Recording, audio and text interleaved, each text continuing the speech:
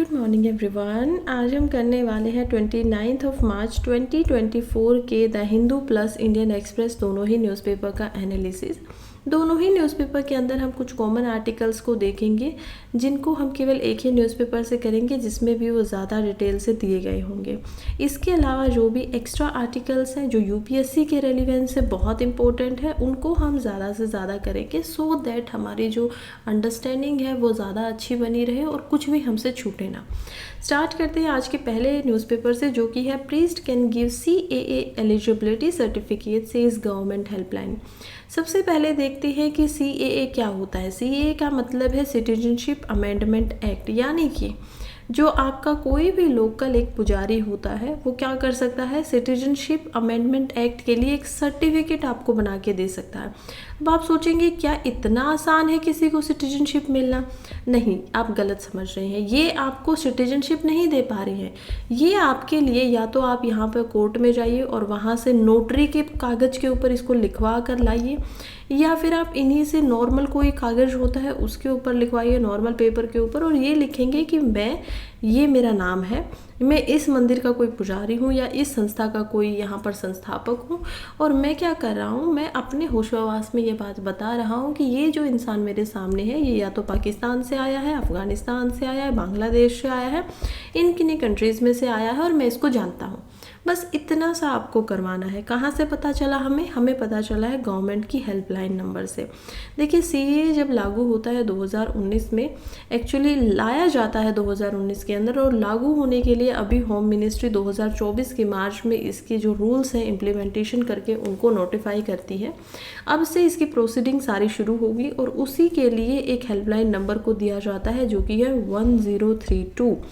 Number आपको याद रखना है, अच्छी बात है। नहीं याद रहता है तो भी कोई प्रॉब्लम नहीं है। इस नंबर के तहत आप इस नंबर पे फ़ोन करके जो भी आपका काम होगा पूरा का पूरा सिटीजनशिप का, वो सारा ही ऑनलाइन बेसिस पे होगा। आपके डॉक्यूमेंट्स जो होंगे वो भी ऑनलाइन सबमिट होंगे।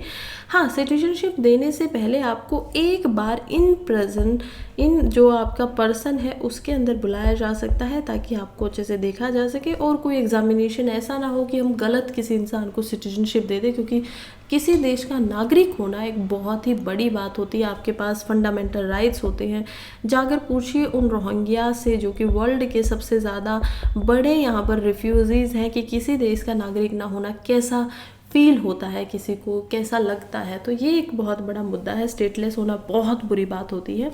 सो एक ये हमारे लिए एक नई बात थी जो हो सकती है मेंस में कहीं पे आप लिख सकते हो, और otherwise it's not that important. Next article की तरफ चलते हैं, जो कि है India strongly object to US comments on arrest of Delhi CM। देखेंगे GS पेपर 2 में ये इंपॉर्टेंट हो जाता है, जो कि हम देखेंगे गवर्नेंस में भी, क्योंकि करप्शन का मुद्दा आ गया है, उनको पकड़ लिया गया है दिल्ली के जो CM है। उसके अलावा इथिक्स में, क्योंकि अगेन करप्शन इन इथिक्स या गवर्नेंस जो आता है वो उसका पार्ट है, तो पूरी की पूरी केस स्टडी ही बन सकती है यहाँ से। इसके अलावा ये आर्टिकल हो जाता है इंपॉर्टेंट IR के अंदर। IR भी क्योंकि GS पेपर 2 में ही होता है, तो IR क्या होता है, इंटरनेशनल रिलेशंस। हम देखते हैं कि दिल्ली के जब CM को गिरफ्तार किया जाता है अरविंद केजरीवाल को, तो USA के जो डिप्लोमेट यहाँ पर हैं उनकी तरफ से कुछ कमेंट किए जाते हैं, कुछ रिमार्क किए जाते हैं। ये जो टिप्पणी होती है ये इंडिया को अच्छी नहीं लगती। वो कहती है हमारे घर का मामला है, हमारा डोमेस्टिक मामला है, आप क्यों बीच में आ रहे हो, आपको क्या मतलब है। तो इसी वजह से जो यहाँ पर हमारी मिनिस्ट्री ऑफ एक्सटर्नल अफेयर्स है वो क्या करती है कि US की जो स्पोक पर्सन है, जो डिप्लोमेट है यहाँ पर आए हुए हैं, सीनियर स्पोक पर्सन है, उनको बुला लिया जाता है। उनको बुलाने के बाद में हम देखेंगे भी, देखिए इंडियन एक्सप्रेस ने उनका फ़ोटो भी यहाँ पर छापा हुआ है। इनका नाम है ग्लोरिया बरबाना, और ये साउथ ब्लॉक जो है मिनिस्ट्री ऑफ एक्सटर्नल अफेयर के साथ में मिलकर वहाँ से अब जा रही हैं। इसी बात का US को भी बुरा लग जाता है। वो कहते हैं ये तो थोड़ा सा गलत है, ड्यू प्रोसेस इसमें लेना चाहिए था, आपने केजरीवाल को ऐसे ही पकड़ लिया। तो ये सारे स्टेटमेंट होने के बाद कहीं ना कहीं थोड़ा खट्टा मीठा एक खिंचाव सा आता है। हालांकि अब इस पर और कोई लोग शायद टिप्पणियाँ ना करें, शायद ये बड़ा मुद्दा ना बने, इसी वजह से वो लोग डिप्लोमेट हैं। स्टार्ट करने से पहले मैं आप लोगों को ये भी बता दूं कि मेरा टेलीग्राम के ऊपर एक चैनल है जहां पर आप मुझे ज्वाइन कर सकते हो। वहां पर ज्वाइन करने का फ़ायदा क्या मिलेगा, जो आर्टिकल हम यहाँ पढ़ते हैं उनके पहली बात तो आपको प्रीलिम्स के नोट्स मिल जाएंगे। आप वहाँ पर जाएंगे, स्पेसिफिकली उसमें वही स्टेटमेंट होती है जो आपको आर्टिकल के नीचे लिखी मिलेगी एज अ नोट्स की तरह, जो प्रीलिम्स में पूछी जा सकती है। बहुत सारे PYQs को देखकर, बहुत सारे टेस्ट को देखकर ये बात आप समझ सकते हो। इसके अलावा अगर कोई आर्टिकल बहुत ही इंपॉर्टेंट है मेंस के पर्सपेक्टिव से, तो वो आपको सेम टू सेम मेंस के क्वेश्चन आंसर के फॉर्मेट में मिल जाएगा। जो वीडियो आप देख रहे हैं उसकी PPT का PDF आपको मिल जाएगा। PDF के फॉर्म में आप जब चाहे उसको खोल सकते हैं, जो पढ़ना चाहे पढ़ सकते हैं, रिवाइज करना चाहे रिवाइज कर सकते हैं। तो ये सब कुछ आपको मिलेगा मेरे टेलीग्राम के चैनल के ऊपर। उसका लिंक आपको मिलेगा मेरी इसी कमेंट के, जो वीडियो आप देख रहे हैं इसी के कमेंट बॉक्स के अंदर। तो जाइए जाके उसको ज्वाइन कर लीजिए। स्टार्ट करते हैं हमारे नेक्स्ट आर्टिकल की तरफ, जो कि है हमारे लिए बहुत इंपॉर्टेंट। अगेन ये GS पेपर 2 में इंपॉर्टेंट हो जाता है, खासकर IR के अंदर। और दूसरा हम देखेंगे डिफेंस में भी ये इंपॉर्टेंट है, जो कि पूछा जाता है यहाँ पर आपका GS पेपर 3 के अंदर भी पूछा जाता है। तो इन दोनों ही पर्सपेक्टिव के नज़रिए से चलिए देखते हैं। पहले इस फोटो को ज़रा ध्यान से देखिए, आपको क्या नज़र आ रहा है। इस फोटो में हम देख पाएंगे बहुत सारे सोल्जर खड़े हुए हैं, बहुत सारे सोल्जर्स की यहाँ पर बटालियन टाइप में बना हुआ है। किसी ने Z बनाया हुआ है, यहाँ पर T बना हुआ है, यहाँ पर फिर T बना हुआ है, यहाँ पर A बना हुआ है। तो ये कुछ ऐसे शेप के अंदर बने हुए हैं। क्या हो रहा है यहाँ पर, देखिए यहाँ पर हो रहा है टाइगर ट्रिम्थ 2024 नाम की एक जो आपकी एक्सरसाइज होती है मिलिट्री की, वो एक्सरसाइज T से यहाँ पर है टाइगर ट्रिम्थ, यानी कि जो विजेता जो होते हैं जीत जाते हैं। Z की जगह ये 2 है और यहाँ पर हम देख पाएंगे 4 है, तो ये 24 है। तो ये क्या हो रही है, 14 डेज की एक्सरसाइज थी, जिसका मतलब ही ये था कि ताकि ये जो कोऑर्डिनेशन है फोर्सेस के बीच में उनको और ज़्यादा मजबूत किया जा सके। फोर्सेस के अंदर डिज़ास्टर रिलीफ ऑपरेशन चलाए जा रहे हैं। ये जो टाइगर ट्रिम्थ एक्सरसाइज होती है ये होती है USA प्लस इंडिया के बीच में। दोनों देशों की बायलैटरल एक्सरसाइजेज है। हमें पता है अलग अलग तरीके की एक्सरसाइज होती है, कुछ मल्टीलैटरल होती हैं, कुछ बायलैटरल होती है। मल्टीलैटरल क्या होगा, मान लीजिए इसी के साथ में ऑस्ट्रेलिया और जापान भी आ जाए। एक टुकड़ी यहाँ पर ऑस्ट्रेलिया की खड़ी हो जाए, एक टुकड़ी यहाँ पर जापान की खड़ी हो जाए, एक टुकड़ी यहाँ पर हम देखते हैं इंडिया की खड़ी हुई है और यहाँ पर खड़ी हो जाए USA की। तो ये जो आप देख पाएंगे इधर, ये हो जाएगी मल्टीलैटरल, क्योंकि अब 1-2 से ज़्यादा कंट्रीज आ गई ना। बायलैटरल कब तक है, जब तक यहाँ पर 2 देश हैं, यहाँ पर USA है, यहाँ पर हम इंडिया को रख देते हैं। तो ये जब तक 2 कंट्रीज है तभी तक ये बायलैटरल होता है। अब ये था प्योरली प्रीलिम्स के लिए इम्पोर्टेंट। देखिए इसमें से ज़्यादा कुछ एक्सरसाइज के ऊपर मेंस में ऐसे पूछा जा भी नहीं सकता है, क्योंकि आपसे क्या ही पूछा जाएगा। लेकिन फिर भी हम देखेंगे कि ये कैसे काम आ सकता है हमारे। फ़िलहाल के लिए इम्पोर्टेंट हो जाता है प्रीलिम्स में, तो क्यों ना हम कुछ और यहाँ पर जो एक्सरसाइजेज हैं उनको भी एक नज़र से देख लें, क्योंकि उनके आने की भी संभावना उतनी ही है। हम देखेंगे ऑस्ट्रेलिया के साथ इंडिया की काफ़ी सारी एक्सरसाइजेज होती है, जिसमें से एक होती है एक्सरसाइज ओस्ट्रा हिंद। ये याद करनी आसान है तो याद रह जाएगी। Exercise OC index, exercise pitch black. अब ये थोड़ा सा मुश्किल नाम है, नहीं पता चल रहा है कि ऑस्ट्रेलिया से कैसा है, तो ये आपको इम्पोर्टेंटली याद रखनी चाहिए कि पिच ब्लैक जो एक्सरसाइज होती है वो होती है ऑस्ट्रेलिया और इंडिया के बीच में। हम देखते हैं बांग्लादेश के साथ हमारी बहुत अच्छी एक्सरसाइज होती है, जो कि है एक्सरसाइज संप्रीति। तो संप्रीति जो है ये एक एक्सरसाइज है, इंपॉर्टेंट है। फिर इंडिया बांग्लादेश कॉर्पोरेट होता है। फिर इंडिया BN बिलाट एक्सरसाइज होती है। इंडिया बांग्लादेश SF एक्सरसाइज होती है। टेबल टॉप एक्सरसाइज होती है, जो कि संवेदना यहाँ पर है। तो खैर ये 2-4 नाम है, आप 2-4 बार इनको पढ़ेंगे, रिवाइज करेंगे तो याद हो जाएंगे। ब्राज़ील एंड साउथ अफ्रीका के साथ हम करते हैं इब्सा मार। अब इब्सा मार है और 2 कंट्रीज़ के साथ में, और ये ब्राज़ील प्लस साउथ अफ्रीका और इसी के साथ में इंडिया भी है। तो एक ऐसी एक्सरसाइज हो गई है, मल्टीलैटरल एक्सरसाइज हो गई है। चाइना के साथ हम करते हैं एक्सरसाइज हैंड इन हैंड। तो हाथ से हाथ मिला के, हाथों में हाथ लेकर हम चल रहे हैं, ये एक्सरसाइज होती है हमारी चाइना के साथ में। इजिप्ट के साथ में होती है एक्सरसाइज साइक्लोन। फ्रांस के साथ होती है exercise Shakti, exercise Varuna, exercise Garuda. Indonesia के साथ होती है exercise Garuda Shakti, exercise India corporate, India Indo बिलाट। इजराइल के साथ होती है एक्सरसाइज ब्लू फ्लैग, क्योंकि जो कंट्रीज अब फिलहाल ज़्यादा न्यूज़ में है, जैसे कि फ्रांस ने क्या किया था, हमारे जो रिपब्लिक डे थे उसके ऊपर फ्रांस के जो यहाँ पर प्राइम मिनिस्टर हैं वो आते हैं, तो इसी वजह से इस कंट्री की हमारे लिए इंपॉर्टेंस बढ़ जाती है। तो इसकी एक्सरसाइज को भी याद रखिए। ये तो हर साल ही होती है ना अलग अलग कंट्री के साथ में, लेकिन जो कंट्री ज़्यादा न्यूज़ में है उसको ज़रा ध्यान से देखना चाहिए। इजराइल 6 महीनों से बहुत ज़्यादा न्यूज़ में चल रही है, तो उसके साथ कौन सी हो रही है, ब्लू फ्लैग। अब ये आपको बिल्कुल रट्टा मार लेना चाहिए, बिल्कुल पक्के से याद कर लेना चाहिए कि ठीक है ब्लू फ्लैग जहाँ आएगा वहीं पर मैं इजराइल के बारे में हम इसको कर देंगे करेक्ट। जापान की बात करें तो एग्ज़ाम के साथ हमारी होती है एक्सरसाइज धर्मा गार्डियन, यानी कि धर्म को ये लोग गार्डियन कर रहे हैं, और जिमैक्स यहाँ पर होती है। तो जिमैक्स को तो आप याद ही रख सकते हैं। EX का मतलब होता है यहाँ पर एक्सरसाइज, M से मतलब होता है मिलिट्री, J होता है जापान के लिए, और I होता है इंडिया के लिए। तो जापान इंडिया मिलिट्री एक्सरसाइज, तो ये आसान है, इसको याद रखा जा सकता है। कजाकिस्तान के साथ होता है कजा इंड, तो कजा इंड को भी आप याद रख सकते हैं। KAZ से कजाकिस्तान होगा और IND से इंडिया होगा। कार्गिस्तान के साथ होता है खंजर, तो एक्सरसाइज खंजर जो है वो आपको याद रखनी चाहिए। मलेशिया के साथ होती है एक्सरसाइज हरी माउथ शक्ति, और एक्सरसाइज इंडिया RNM बिलात होप एक्सरसाइज, तो ये होप एक्सरसाइज जो है ये भी इंपॉर्टेंट है। मालदीव्स के साथ में होती है एक्सरसाइज एकूवरन, एक्सरसाइज AK अति लेग्स। मंगोलिया के साथ होती है नोमैडिक एलिफेंट एक्सरसाइज, तो मंगोलिया है, नोमैडिक है वहाँ के लोग, तो ठीक है, याद रख सकते हैं इसे। म्यांमार के साथ होती है बहुत सारी एक्सरसाइज होती है, इनमें से जो इंपॉर्टेंट है वो है टेबल टॉप एक्सरसाइज, तो ये हमने देखा बांग्लादेश के साथ में भी हो रही है, तो ये क्या हो गई, मल्टीलैटरल एक एक्सरसाइज होती है। नेपाल के साथ में होती है एक्सरसाइज सूर्य किरण, क्योंकि सूर्य की किरणें वैसे भी सबसे पहले हम देख पाएंगे कि इधर ही आती हैं, तो क्यों ना हम उनको याद रख लें पहले ही। ओमान के साथ होती है एक्सरसाइज अल नगा नसीम अल बहार, एक्सरसाइज ईस्टर्न ब्रिज। कतर के साथ होती है Zair al Bahr. Russia exercise Indra, exercise Aviaindra. तो रशिया के साथ क्योंकि एक हमारी ज़्यादा अच्छी बायलैटरल टाइज है, ये भी हमें याद रखनी चाहिए कि एक्सरसाइज इंदिरा जो होती है वो रशिया के साथ में होती है, और दूसरी होती है अविनंद्रा। सेचुलीज के साथ में, जो कि एक आइलैंड है, उसके साथ हमारी होती है एक्सरसाइज लेमिलियाते। सिंगापुर के साथ होती है एक्सरसाइज सिंगापुर एम्बेक्स जॉइंट मिलिट्री ट्रेनिंग, तो ये भी इंपॉर्टेंट है कि जॉइंट मिलिट्री की ट्रेनिंग के नाम से यहाँ पर नाम रखा गया है। श्रीलंका हमारा बहुत ही पड़ोसी मुल्क है, उसके साथ क्या होता है एक्सरसाइज मित्रा शक्ति स्लिनशक संवेदना। थाईलैंड के साथ होती है exercise Maitri. Indo Thai corporate exercise Siam Bharat. UAE के यानी कि यूनाइटेड अरब अमीरात के साथ होती है डेजर्ट एगल। UK के साथ में होती है एक्सरसाइज अजय वॉरियर कॉन्कांट इंद्रधनुष। तो खैर ये थी हमारी कुछ इंपॉर्टेंट एक्सरसाइजेज जिनको याद रखना इंपॉर्टेंट हो जाता है बीइंग ए UPSC एस्पिरेंट। अब हम देखते हैं कि टाइगर ट्रिम्थ 24 की जो एक्सरसाइज हुई है उसमें क्या क्या हुआ। सबसे पहले तो ये कब हुई है, हम देखते हैं 18 से 31 मार्च 2024 तक ये चल रही है।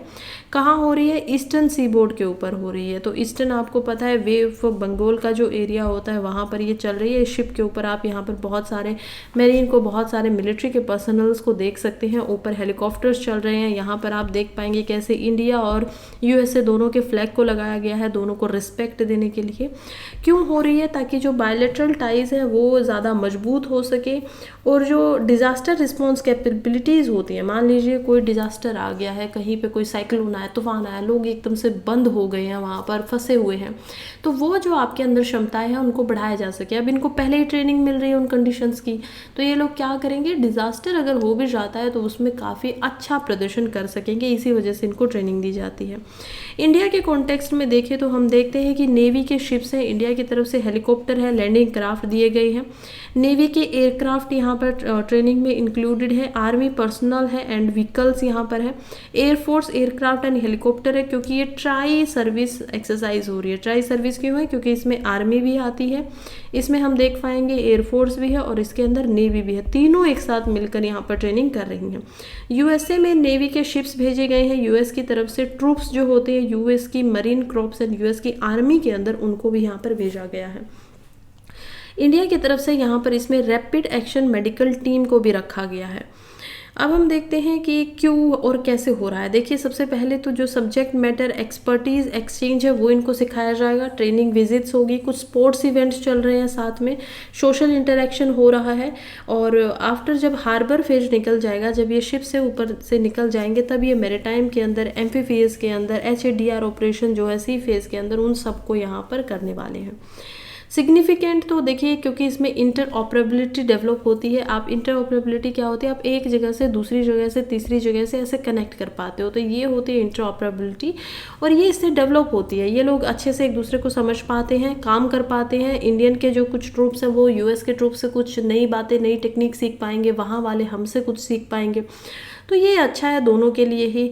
और इसमें हम देखते हैं कि जो हमारी जो रेडीनेस और जो कोऑर्डिनेशन है वो भी इससे ज़्यादा बढ़ जाता है। वे फॉरवर्ड क्या होना चाहिए, आगे भी हमारी जो पार्टनरशिप है, स्ट्रेटेजिक पार्टनरशिप, वो यूएसए के साथ हमें बढ़ानी चाहिए। रीजनल स्टेबिलिटी को प्रमोट किया जाना चाहिए। जॉइंट ह्यूमैनिटेरियन मिशंस को यहाँ पर प्रिपेयर करना चाहिए, ताकि अगर ऐसा हो भी जाता है, कुछ कंडीशन आ भी जाती है, तो उसके लिए रेडी रहा जा सके। अगेन हमारा जो आर्टिकल है वो इम्पोर्टेंट हो जाता है जीएस पेपर 1 के अंदर, क्योंकि यहाँ पर जो आर्टिकल आया है वो आया है आर्ट एंड कल्चर से रिलेटेड। देखिए क्या हो रहा है, एक फेस्टिवल है जिसका नाम है हिरालंडिंग उगाड़ी। देखिए उगाड़ी एक ये फेस्टिवल है, कहाँ मनाया जा रहा है, मनाया जा रहा है विशाखापट्टनम के अंदर, और भी जगहों पर ये बनता है। लेकिन ये जो उगाड़ी फेस्टिवल आप देख रहे हैं, जिसके अंदर ग्रीन शॉल यहाँ पर सबने ऊपर की तरफ बांधा हुआ है, पहना हुआ है, और वो नीचे अपना जो वाइट लुंगी होती है उनके, उसको पहन रही है। बीच में हम देखते हैं कि यहाँ पर कुछ डांसर्स हैं जो डांस कर रहे हैं। और इसकी रेलिवेंस क्या है, देखिए ऐसे याद नहीं रहता, आप लोग कंफ्यूज हो जाओगे। आप लोग नॉर्थ इंडियन रीजन से हो और इनको फोटोज़ को देखोगे तो आपको सब एक जैसे ही लगेंगे, चाहे फिर आप भरतनाट्यम को देख लीजिए, किसी भी चीज़ को देख लीजिए, राइट।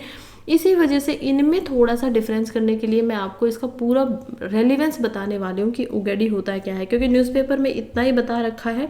और उगाड़ी फेस्टिवल को यहाँ पर ऑर्गेनाइज किया जा रहा है जनताराज के अंदर। जनताराज क्या होते हैं, फेयर्स होते हैं, यानी कि मेले जो लगते हैं। तो यहाँ पर मेले लग रहे हैं और उन मेलों के अंदर यहाँ पर उगाड़ी मनाया जा रहा है। चलिए इसको जरा डीपली समझते हैं। सबसे पहले उगाड़ी का क्या मतलब होता है, नया साल।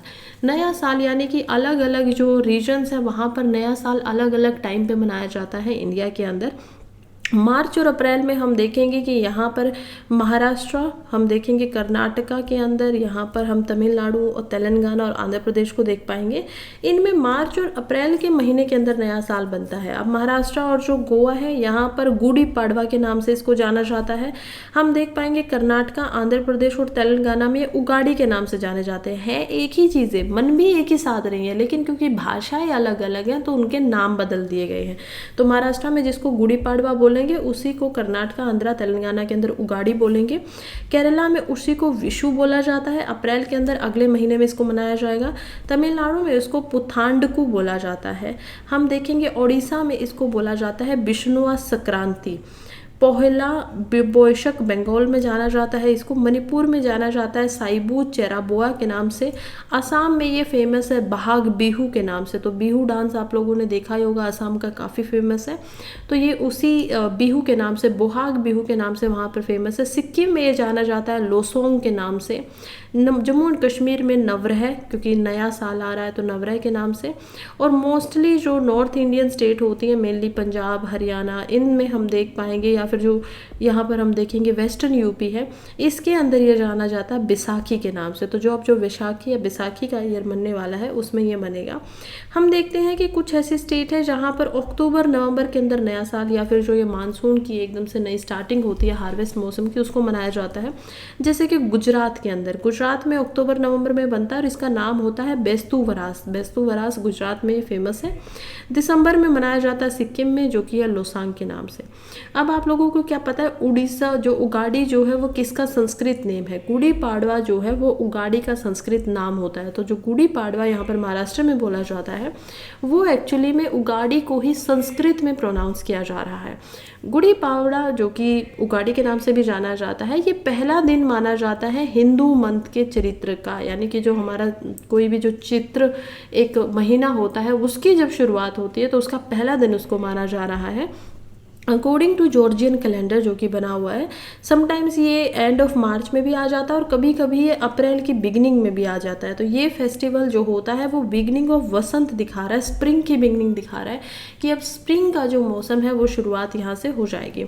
हिस्ट्री क्या है, देखिए ये माना जाता है कि इसकी जो हिस्ट्री है वो ब्रह्मा पुराण से हमें मिली है। इसमें लिखा हुआ है कि ये एक ऐसा दिन है जो लॉर्ड ब्रह्मा ने जिस दिन पूरे वर्ल्ड को बनाया था बैठकर, क्योंकि हमें पता है कि हमारे यहाँ पर हिंदू धर्म धर्म के अंदर क्या होता है, 3 तरीके के आपके जो त्रिमूर्तिज हैं उनको माना जाता है, गॉड्स को। एक होता है आपका मेकर क्रिएटर जिसको ब्रह्मा बोला जाता है, एक होता है आपका उसको संभालने वाला जिसको विष्णु बोला जाता है, और तीसरे को हम देखते हैं जो कि है डिस्ट्रॉयर, जो कि सब कुछ खत्म कर देता है, वो होता है शिवा। तो ये 3 नाम है यहाँ पर, और इन तीनों नामों की अलग अलग सिग्निफिकेंस है। ब्रह्मा जो होते हैं उनका मेनली काम यही होता है कि उनको क्रिएट करना है, किसी चीज़ को बनाना है, वर्ल्ड को बनाना है। उसी में ये माना जाता है कि यही वो दिन था जिस दिन ब्रह्मा जी ने यहाँ पर वर्ल्ड को बनाया, और उसके बाद उन्होंने इसको डिवास्टिकेटेड करने के लिए जब ये एकदम से एक बार ख़त्म हुआ, तो ये बिलीव किया जाता है कि किंग वाली ने एक्चुअली वे राम और जो श्री रामा रिटर्न करके आए थे उस समय पे इसी दिन को उस दिन भी मारा गया था। तो अयोध्या की जो विक्ट्री है वो भी इसी से रिलेट कर दी जाती है, और यही कारण है कि इसको इतना ग्रैंड फेस्टिवल की तरह मनाया जाता है। अलग अलग पार्ट में ये मन रहा है, ऐसे नहीं है कि सिर्फ ये हरियाणा के अंदर मन रहा है, पंजाब के अंदर मन रहा है, जम्मू कश्मीर में मनाया जा रहा है, सिक्किम के अंदर, बल्कि इसकी जो इम्पोर्टेंस है मेनली हम देख पाएंगे कि ऑल ओवर इंडिया हो रही है। प्रसाद के अंदर इसमें उगाड़ी या गुड़ी पाड़वा के अंदर जो कड़वी लीव्स होती हैं, नीम के पत्ते जो होते हैं कड़वे, उनको दिया जाता है। साथ ही में इसको जैगरी दी जाती है। जैगरी क्या होती है, इसको गुड़ बोला जाता है हिंदी के अंदर, या फिर जो आपका गुड़ का पाउडर होता है बेसिकली उसको जैगरी बोला जाता है।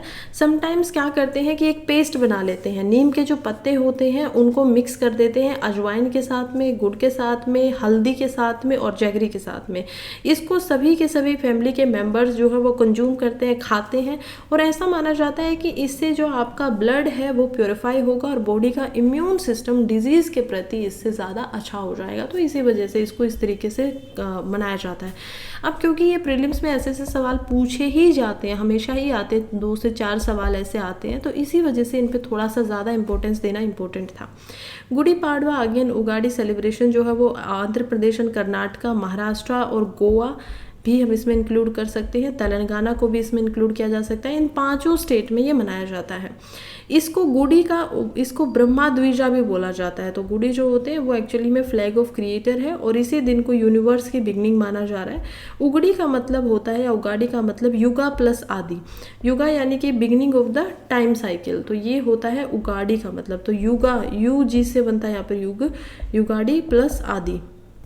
ओके, नेक्स्ट चलते हैं जो कि इम्पोर्टेंट आर्टिकल है हमारा साइंस की तरफ से। अब ये बात कर रहा है in accessibility and cost cripple effort to treat sickle cell disease. देखिए यहाँ पर 2 चीज़ों की बात हो रही है। पहला हम देखेंगे सिकल सेल क्या है, यानी कि ये किस बीमारी की बात कर रहा है, सिकल सेल बीमारी की बात कर रहा है। दूसरा हम देखेंगे कि इसको कोस्ट क्रिपल की वजह से इसको ट्रीट नहीं किया जा रहा है, यानी कि इसका ट्रीटमेंट कैसे हो। पहले तो बीमारी है, फिर उसके बाद ट्रीटमेंट, और तीसरा कि इसमें प्रॉब्लम्स क्या आ रही हैं ट्रीटमेंट के अंदर। हम थोड़ा सा यहाँ पर देखते हैं, फिर इस बीमारी को समझेंगे। देखिए सिकल सेल क्या होता है, यहाँ पर आप फोटो से देख पाएंगे कि हमारे जो रेड ब्लड सेल होते हैं उनकी कुछ शेप ऐसी होती है, यानी कि ये बीच से थोड़े से अंदर नुमा होते हैं, और बाहर से आप इसको डिस्क शेप में देख पाएंगे, आप इसको एज अ गोलाई में देख पाते हैं। लेकिन जब कभी यहाँ पर जेनेटिक वेरिएशन की वजह से कुछ गड़बड़ी हो जाती है, और जो ये रेड ब्लड सेल है वो ऐसे बनने की बजाय इस तरीके के हो जाते हैं, इरेगुलर उनकी शेप हो जाती है। तो अब ये क्या करेंगे, अब देखिए हमारी जो ब्लड वेसल होती है, चाहे वो आर्टरी हो जाए चाहे वेन्स हो जाए, उसमें से ये जब इनको जाना पड़ता है ब्लड को, तो ये आराम से अंदर पहुंच जाते हैं। क्यों पहुंच जाते हैं, क्योंकि इस शेप के हैं। जब ये अंदर जाएंगे तो थोड़ा बहुत मुड़ जाएंगे आपस की तरफ में, और आराम से ट्रैवल करते जाएंगे, इनको कोई प्रॉब्लम नहीं होगा। छोटी नसें हैं, बड़ी नसें हैं, कैसी हैं। लेकिन जब ये इस शेप में आ जाती है तो अब ये उन वेन्स के थ्रू क्या नहीं कर सकते हैं, ट्रैवल नहीं कर पाते, और इसी की वजह से बॉडी के बहुत सारे ऑर्गन्स के अंदर हम देखते हैं एनीमिया हो जाता है। एनीमिया सिंपल सी एक टर्म होती है जिसका मतलब होता है खून की कमी हो जाना, रेड ब्लड जो सेल होते हैं उनकी कमी हो जाना। तो इसी वजह से ये खतरनाक बीमारी है। इसका इलाज 3 तरीके से हो सकता था, 2023 तक हम देख पाते हैं। पहला जो इसका इलाज हो सकता था वो हो सकता है एक ड्रग से, यानी कि एक दवाई आप दे सकते हो, वो हम उसको क्योर में नहीं मान सकते, उसने इसको ठीक नहीं किया है, बल्कि हम मान सकते हैं कि इसमें जो पेन होता है, इसके जो सिम्टम्स होते हैं उसमें वो जो पेन हो रहा है उससे थोड़ा सा राहत पहुंचा सकती है। उसका नाम है हाइड्रोक्सीयूरिया। हाइड्रोक्सीयूरिया जो है वो यहाँ पर इस्तेमाल की जाती है। इंडिया के बहुत सारे प्राइमरी मेडिकल्स के अंदर ये अवेलेबल ही नहीं होती है। आप इसको कहीं ना कहीं टर्शरी प्राइम केयर जो होती है किसी डिस्ट्रिक्ट के अंदर जाकर तो इसको ले सकते हो, लेकिन आप जो प्राइमरी केयर होते हैं, जो नॉर्मल हॉस्पिटल है किसी गांव के अंदर, विलेज के अंदर, वहाँ पर आपको ये नहीं मिलेगा। इसका दूसरा इलाज होता है ब्लड ट्रांसफ्यूज़न का। ये एक इम्पोर्टेंट थेरेपी है। इसमें क्या होगा, डिस्ट्रिक्ट लेवल पे आपको ये फैसिलिटीज़ मिल जाएंगी। आपको ब्लड को यहाँ पर बाहर निकालना पड़ेगा और उसको दूसरे ब्लड को बॉडी के अंदर डालना पड़ेगा, तो ट्रांसफ्यूज़न होगा इससे। तीसरा हम देखेंगे कि इसमें एक होता है बोन मैरो ट्रांसप्लांटेशन, यानी कि जहाँ से आपका ब्लड बन ही रहा है, बोन मैरो में तो बनता है ना आपका ब्लड, तो उसी को यहाँ पर पूरा का पूरा चेंज कर दिया जाएगा ताकि अभी जो ब्लड सेल बनेंगे वो प्रॉपर और ठीक तरीके से बनेंगे। हालांकि ये सारे ट्रीटमेंट बहुत ज़्यादा महंगे हैं, प्राइवेट लोग ही जो होते हैं वही इन फैसिलिटीज़ को यहाँ पर ले पाते हैं। अब एक नई फैसिलिटीज़ इंडिया में इंट्रोड्यूस हो रही है जो कि है क्रिस्पर Cas9। एक ऐसी हम देख पाएंगे टेक्नोलॉजी है जो कि बहुत इंपॉर्टेंट है। 2022 के मेंस के अंदर इसमें से सवाल आता है, इससे पूछा जाता है जीन एडिटिंग और क्रिस्पर Cas9 के ऊपर। तो चलिए इसको ऐसे ही इतना ईजिली हम नहीं छोड़ सकते, क्योंकि अगर आप ऐसे आर्टिकल्स को इतना सा पढ़ेंगे और आगे निकल जाएंगे तो आपकी जो मेमोरी होगी वो बहुत कम बन पाएगी। अब हम इसको थोड़ा सा डिटेल में समझते हैं। देखते हैं कि नॉर्मल जो ब्लड सेल होता है वो इस प्रकार का दिखाई दे रहा है, लेकिन जब सिकल सेल बन जाता है तो उसकी पूरी की पूरी शेप ही बदल गई है। क्या वो आपको अब सेम दिखाई दे रही है? ये सेम तो बिल्कुल भी नहीं है। समझते हैं कि एक्चुअली में सिकल सेल एनीमिया होता क्या है, इतनी बड़ी ये बीमारी क्यों है, क्यों लोगों को इसके प्रति इतने बड़े बड़े ट्रीटमेंट से होकर गुजरना पड़ता है। सिकल सेल एनीमिया एक जेनेटिक डिसऑर्डर है। ब्लड जो होता है इसके अंदर, वहाँ पर जो रेड ब्लड होते हैं वो एक्चुअली में कर्व शेप से चेंज होकर हेमोग्लोबिन एस की शेप में आ जाते हैं। आपने पहले ही देखा कि कैसे कर्वी शेप थी, लेकिन अब वो चेंज होकर एस की शेप में आ गए हैं। ये जो शेप होती है ये इनको ब्लॉक कर देती है ब्लड वेसल के थ्रू, जो कैपिलरीज होती है, और ब्लड के अंदर क्लोट बनने शुरू हो जाते हैं, या फिर ब्लड जो होता है वो ब्रेक होने शुरू हो जाता है। क्लोटिंग क्या होती है? थक्के बनना इसको हिंदी में बोला जाता है। जब एक ही जगह पे ब्लड के बहुत सारे सेल जो होते हैं वो इकट्ठा हो जाते हैं। ब्लड को अगर आपको चोट लगेगी तो आप देखेंगे कैसे लिक्विड फॉर्म में होता है ब्लड। लिक्विड फॉर्म के अंदर भी अगर आप उसको टेस्टिंग के लिए देंगे एक ट्यूब के अंदर, उसको बहुत देर तक घुमाया जाएगा, तो उसमें से हम देख पाएंगे कि यहाँ पर जो रेड ब्लड सेल होते हैं वो काफ़ी कम होते हैं, ऑलमोस्ट 4 से 5% वो यहाँ पर आ जाएंगे। उसके ऊपर हमारे उसका ऊपर जो होता है वाइट कलर का एक वो आ जाएगा, जो कि 96 से 97%, क्योंकि ब्लड में वाटर होता है इसी वजह से वो लिक्विड होता है। और उसके बीच में हम देख पाएंगे वाटर ऊपर रहता है पूरा, इसी के बीच में यहाँ पर हमारा यहाँ तक है रेड ब्लड सेल जो कि यहाँ पर लगे हुए हैं। इससे ऊपर यहाँ पर हम देख पाएंगे कि पूरा का पूरा वाटर है 90 से 96% तक का। और इसका जो बीच का एरिया होता है इसमें होती हैं प्लेटलेट्स। आप लोगों ने सुनी होंगी प्लेटलेट्स क्या होते हैं, कि आपको कभी भी मान लीजिए कोई बीमारी हो रही है, आपको कहीं पे चोट भी लग जाती है, तो उसको ठीक करने का काम होता है प्लेटलेट्स का। वो जो आप एक लेयर देखते हो तुरंत कुछ देर के बाद में ब्लड बहने से, उसमें प्लेटलेट्स आती हैं, एक दूसरे के साथ एक दूसरे को अटैच करती है और आपकी स्किन को ब्लड को वहाँ से बहने से रोकती हैं। ये काम होता है प्लेटलेट्स का। और इसी के अंदर दूसरे होते हैं वाइट ब्लड सेल, जो कि एज एन इम्यूनिटी की तरह काम करते हैं। तो ये थोड़ा सा ब्लड का यहाँ पर स्ट्रक्चर होता है। इस ब्लड के अंदर अगर insufficient amount of red blood cell हो जाएगा तो वो एनीमिया बन जाएगा। और इसी ब्लड में अगर आपकी शेप ही बदल रही है तो ये क्या होगा, क्लोटिंग होनी शुरू हो जाएगी। वाटर की जो लेवल है वो कम हो रहा है यहाँ पर, और धीरे धीरे ये ऐसे इकट्ठे होने शुरू हो जाएंगे। और जब कोई चीज़ इकट्ठी होती है तो उसको एक जगह से दूसरी जगह तक पहुँचाना कितना मुश्किल हो सकता है, ये चीज़ें आप लोग किसी प्रैक्टिकल छोटे मोटे एग्जाम्पल से देख सकते हैं। एक ट्यूब लीजिए, उसमें से पानी को भेजते रहिए, वो आराम से जाता रहेगा छोटी सी पाइप में से। लेकिन वहाँ पर अगर आप कुछ ऐसे क्लोटिंग करके सामने रख देंगे तो उसको एक जगह से बाहर निकालना बहुत ही मुश्किल हो जाता है।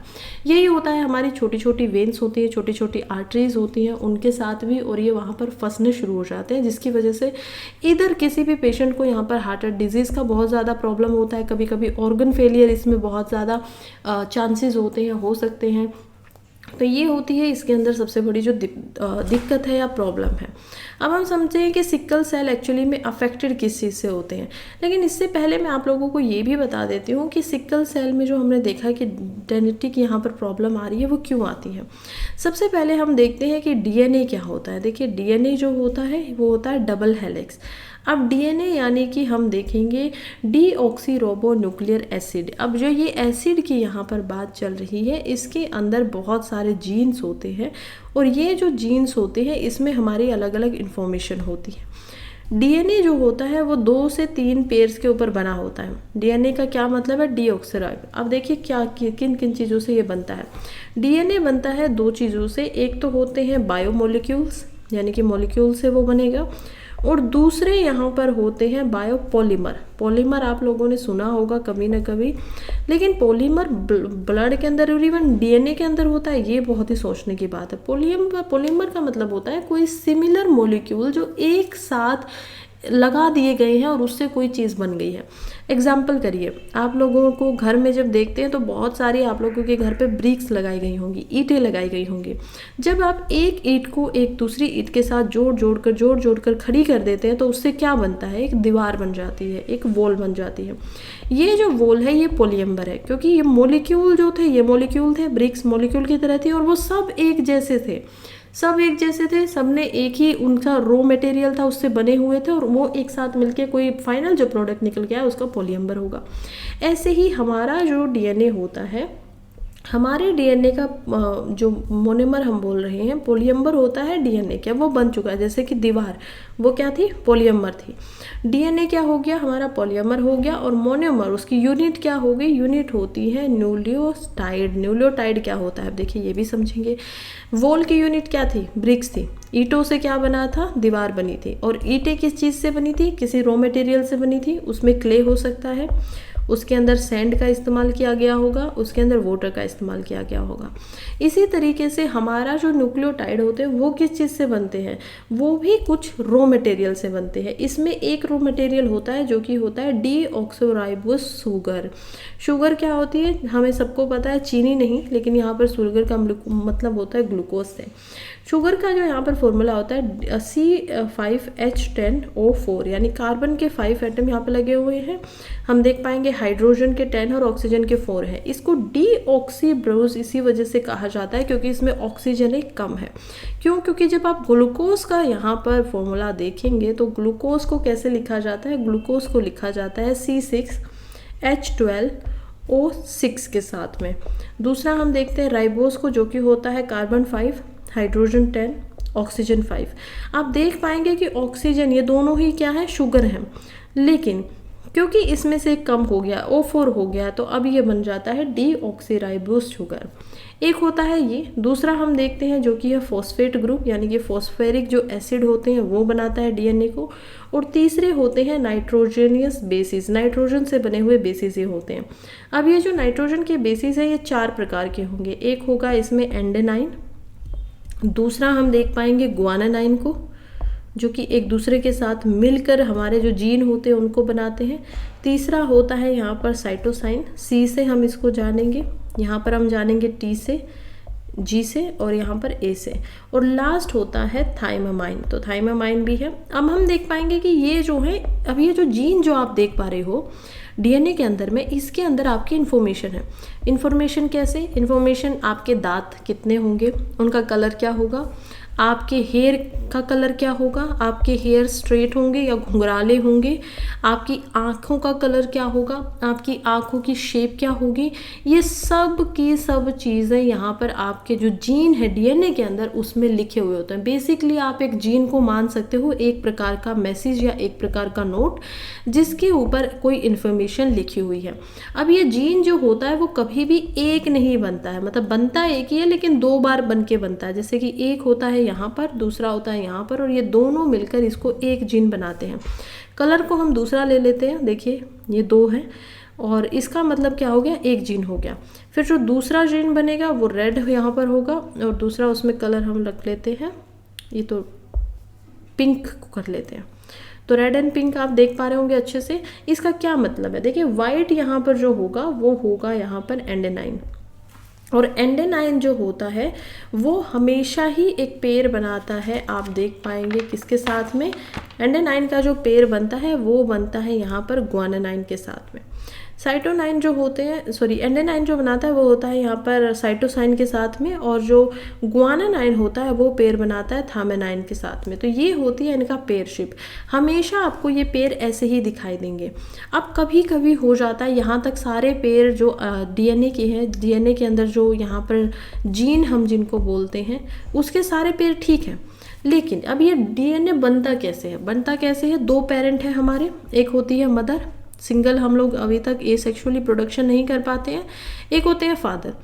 एक जो फादर मदर होती है उनसे हमारे पास आते हैं 23 क्रोमोसोम, फादर जो होते हैं उनसे हमारे पास आते हैं 23 क्रोमोसोम। क्रोमोसोम के अंदर होता है डीएनए, डीएनए के अंदर होते हैं जीन्स, आप देख पा रहे हैं डीएनए के अंदर जीन्स है।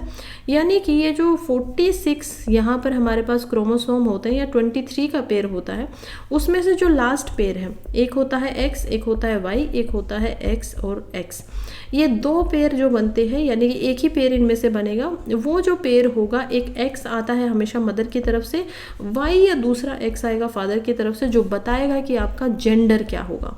तो एक ऐसा क्रोमोसोम है जो आपके जेंडर को बता रहा है, और उसके अलावा जो बचे हुए क्रोमोसोम है वो बताते हैं कि आपका एक्चुअली में पूरा का पूरा structure as a human being आप कैसे दिखाई दोगे, कैसे काम करेगा। अब मान लीजिए ये पूरे के पूरे जो क्रोमोसोम थे इनमें पेयर बन रहे थे, इनमें से कोई जेनेटिक प्रॉब्लम आई, एक ऐसा आ गया जो थोड़ा गलत आ गया। अब ये जो एक जीन था यहाँ पर जिसको बनना चाहिए था एंडोमाइन के साथ में साइटोसाइन, ये गलती से क्या बन गया, एंडोमाइन के साथ में यहाँ पर बन गया ग्वानिनाइन। अब ये जो जीन बना है यही इकलौता ऐसा है, 36,000 जीन होते हैं आपके डीएनए के एक सेल के अंदर। एक सेल क्या होता है, एक सेल बहुत छोटी सी यूनिट है, ब्लड का एक सेल आप देख लीजिए, हर सेल में आपकी बॉडी में लगभग 30,000 जीन है, क्योंकि हर सेल आपका रेप्लिकेट करता है, तो हम टोटली बोल सकते हैं कि हमारी जो ह्यूमन बॉडी है उसके अंदर 30,000 जीन होते हैं। अब हम देखते हैं कि ये जो एक पेयर है ये सारी गड़बड़ करवा रहा है, ये कह रहा है ब्लड को ऐसा गड़बड़ बनने दो, ये होने दो।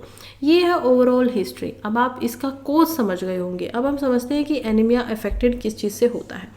Carriers of sickle cell anaemia, everybody can inherit sickle cell, दोनों पेरेंट्स से आता है, हो सकता है कि मदर को भी ना हो, फादर को भी ना हो, लेकिन जब वो कॉम्बिनेशन बनाओ दोनों का तो उस वजह से आ गया हो, तो किसी को भी ये हो सकता है। होमोग्लोबिन एस जो होता है वो पर्टिकुलरली कॉमन होता है अफ्रीकन अमेरिकन के बीच में, क्योंकि यहाँ पर 8 से 12% को एनीमिया और ये बीमारी होती है। ये जो बीमारी है वो ऑल्सो कॉमन है मेडिटेरियन कंट्रीज़ के साथ में, जो कि आप मेडिटेरियन सी को देख पाएंगे, ऊपर यूरोप की कंट्री है, और मिडिल ईस्ट एंड इंडिया के अंदर। इंडिया के अंदर ये बहुत ज़्यादा भारी हो चुका है, इंडिया में 23% तक ये पहुँच चुका है, बहुत बड़ी मात्रा होने लगी है इंडिया के अंदर। देखेंगे इसके और क्या कारण है। होमोग्लोबिन एस या फिर हम सिकल सेल जिसे बोलते हैं, वो पॉपुलेशंस में उनमें भी कॉमन होता है जिनको सिकल सेल एनीमिया थे, और जो इस केसेस उनको एक्चुअली में मलेरिया से भी हो जाते हैं। तो कई बार जिनको मलेरिया हो गया है बहुत ही बुरी तरीके से और वो मलेरिया से सफ़र कर रहे हैं, उनको भी ये बीमारी होने के चांसेस हो जाते हैं। तो इंडिया में आप लोगों को पता ही है कि मलेरिया प्रोन कंट्री है, तो ओबियसली यहाँ पर जो रिस्क होंगे वो ज़्यादा होंगे ही होंगे। इंडिया ने 2047 तक इसको ख़त्म करने की बात कही है, कहा है टोटल एलिमिनेशन चाहिए हमें, बिल्कुल इसको ख़त्म कर देना है। लेकिन इसको ख़त्म करने के लिए किस चीज़ का इस्तेमाल किया जा रहा है, CRISPR-Cas9 का। कह रहे हैं कि CRISPR-Cas9 से ये पॉसिबल है, ये हमारे पास एक टेक्नोलॉजी है। चलिए इससे शुरू करते हैं। अभी के लिए देखते हैं, क्योंकि मोर एंड मोर जो पॉपुलेशन है वो सिकल सेल एनीमिया उनको ज़्यादातर देर पेरेंट्स से हो रहा है, क्योंकि थोड़ा सा आपको मान लीजिए मलेरिया में ये हो गया, लेकिन ये एडवर्स फॉर्म में नहीं है, बहुत ज़्यादा बुरी फॉर्म में नहीं है। आपके किसी के साथ रिश्ते बनते हैं, संबंध बनते हैं, उससे रिप्रोडक्शन होता है और उससे नया बच्चा आता है।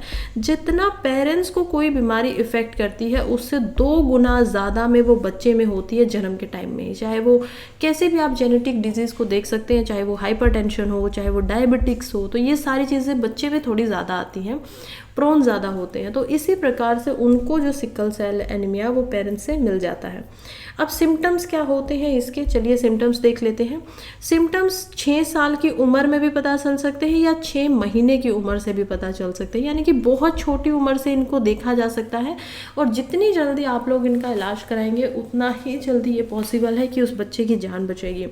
अर्ली सिम्टम्स देखिए, सीरियस इन्फेक्शन होता रहता है, दर्द बहुत होता है, पेन होता है, स्वेलिंग हो जाती है हाथों और पैरों दोनों के अंदर, सूजन आ जाती है, और जो आपका एब्डोमेन और जो हार्ट है वो दोनों ही बड़े होने शुरू हो जाते हैं। यानी हार्ट का जो साइज, इसको क्या बोलते हैं, मायोपीथिया बोलते हैं, हाइपर न्यूक्लियस मायोपीथिया। तो हाइपर मायोपीथिया का क्या मतलब है कि आपकी जो मसल्स होती हैं हार्ट की वो एक्चुअली में अपने साइज से बहुत ज़्यादा बढ़ जाती हैं। अब ये तो बहुत ज़्यादा खतरनाक चीज़ है, खासकर एक छोटे बच्चे में अगर ऐसा हो जाए तो। बट ये होता है, इसकी वजह से हार्ट जो है ज़्यादा सस्टेन नहीं कर पाता है, आपका जो पेट होता है वहाँ यहाँ पर भी आप देखेंगे कि कैसे सूजन आ जाती है। कारण हम ऑलरेडी देख ही चुके हैं कि क्या क्या कॉजेज़ हैं। सिकल सेल एनीमिया जो कि कोज होता है हेमोग्लोबिन एस जीन की वजह से। दोनों पेरेंट्स में से किसी एक के पास ये ट्रेट हो सकता है, या फिर हम देखते हैं कि कोई चांस है उसके सिकल सेल एनीमिया होने के। अगर आपका वन हेमोग्लोबिन एस होता है और एक हेमोग्लोबिन ए होता है, हेमोग्लोबिन ए एस का पेरेंट मिलता है, तो आपको सिकल सेल एनीमिया नहीं होगा, क्योंकि ये रिसेसिव ट्रेट है, यानी कि दोनों के अंदर जो एस हेमोग्लोबिन होता है वो होना ही चाहिए, तभी ये आएगा किसी बच्चे के साथ में।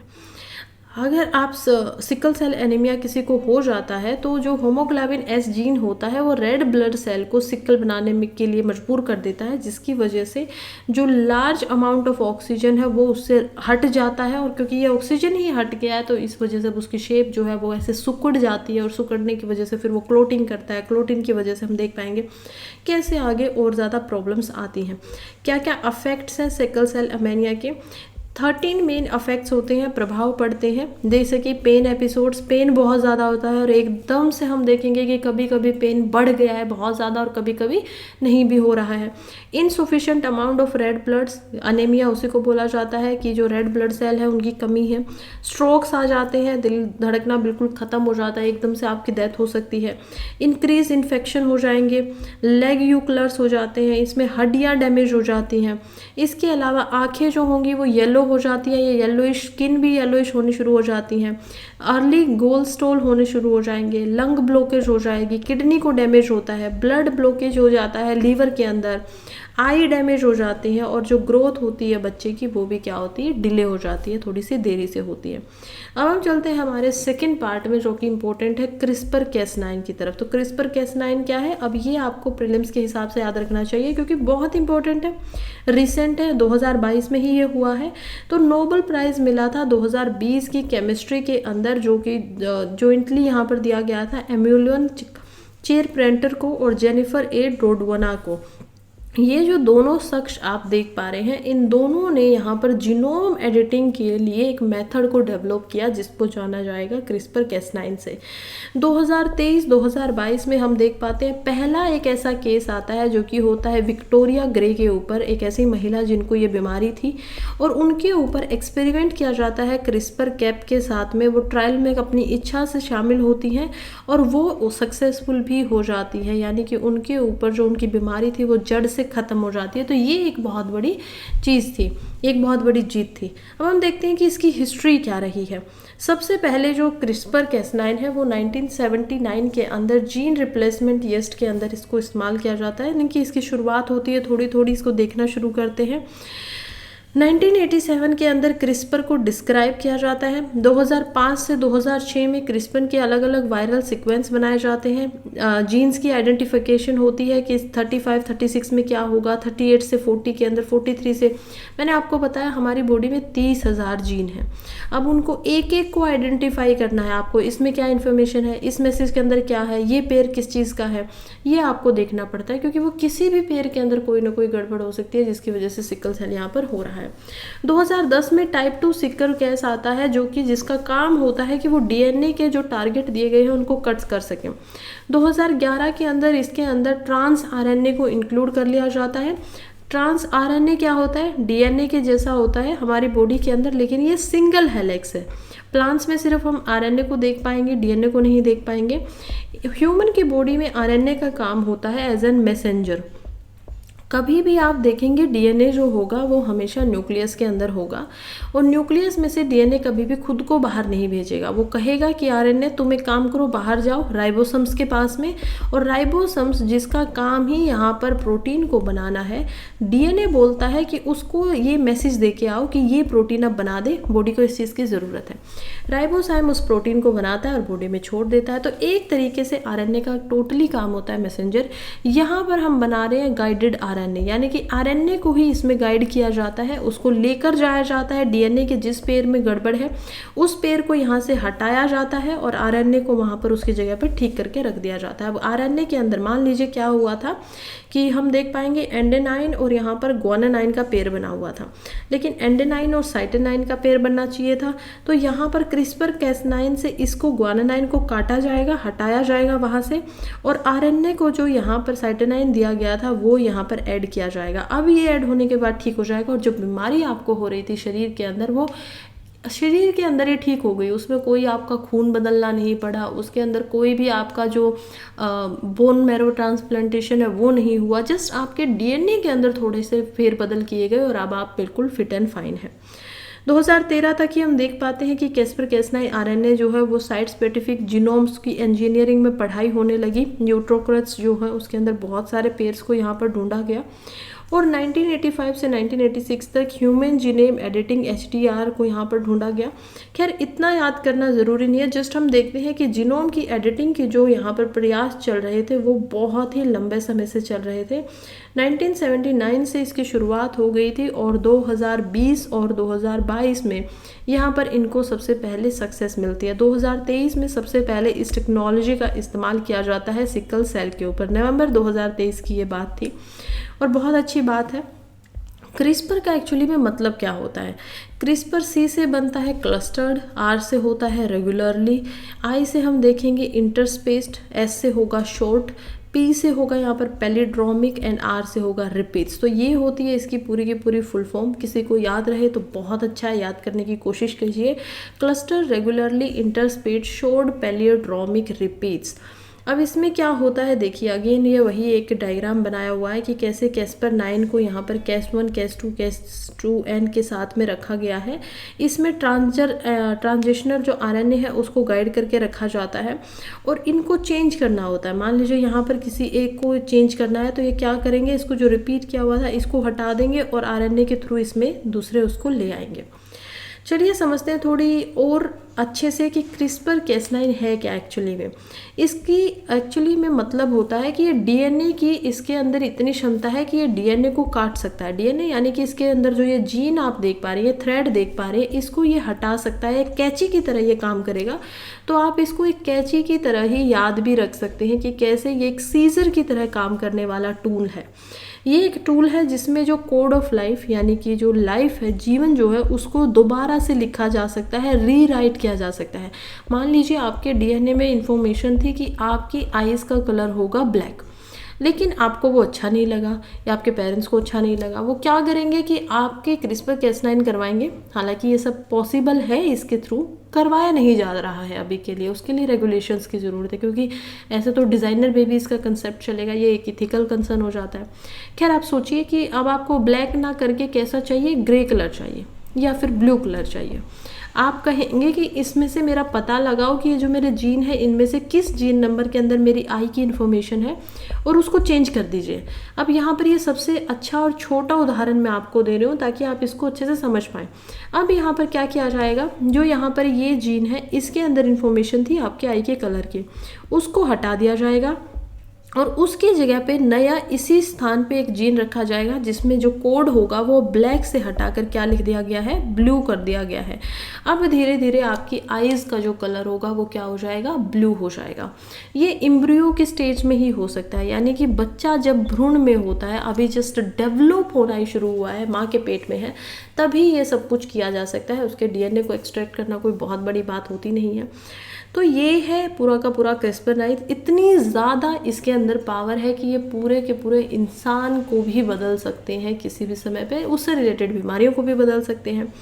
क्रिस्पर को हम देखेंगे कि इसमें एक प्रोटीन बनाया जाता है जो कि एक पेड़ की तरह काम करता है, मोलिकुलर सीजर की, और इसमें कैपेबल है कि ये जो डीएनए के स्ट्रैंड्स होते हैं उनको काट सकता है।